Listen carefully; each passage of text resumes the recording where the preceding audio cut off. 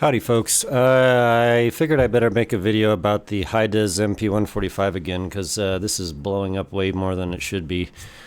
So look, on the screen here is a set. The blue graph is one I just ordered from Amazon, and the one in green is the one that Paul Wasabi measured and then sent to me and I heard.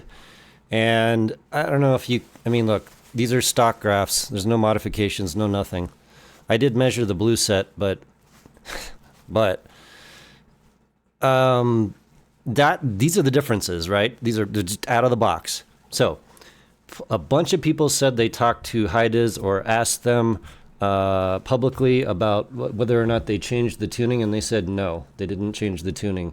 They made some changes to the build, sort of between the pre-sale stuff, the reviewer copies, and then the retail copy. One of those being the white plastic instead of black plastic on the back of the second chamber on the back of the driver.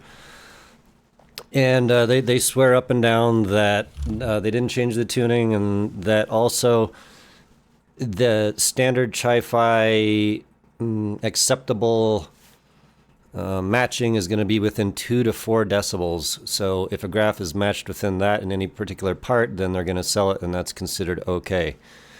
So you could look at this and you could be like, yeah, that's within 2 to 4 decibels, except for these aren't the same. Like they're in, God, it's just not the same. I don't care if that's like, I expect that sort of quality control, small blips, small little things in the graph, but not over huge amounts of it. And this is clearly not the same here.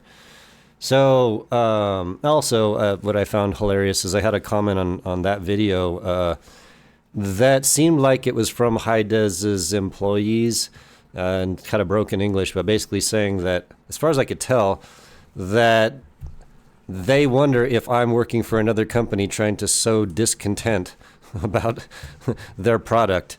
And it's like, no, directly, no, I'm not.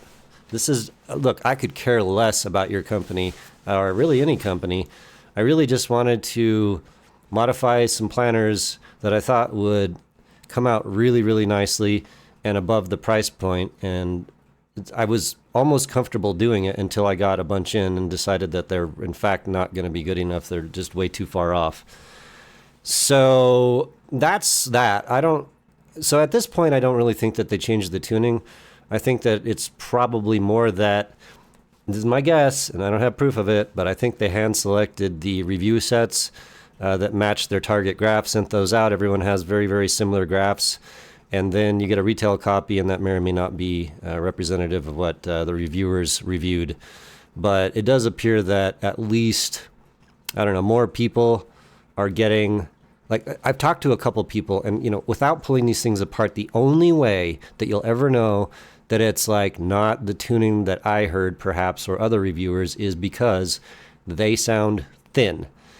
The copy that Paul sent me right out of the box sounded non-thin. It had slightly forward mids.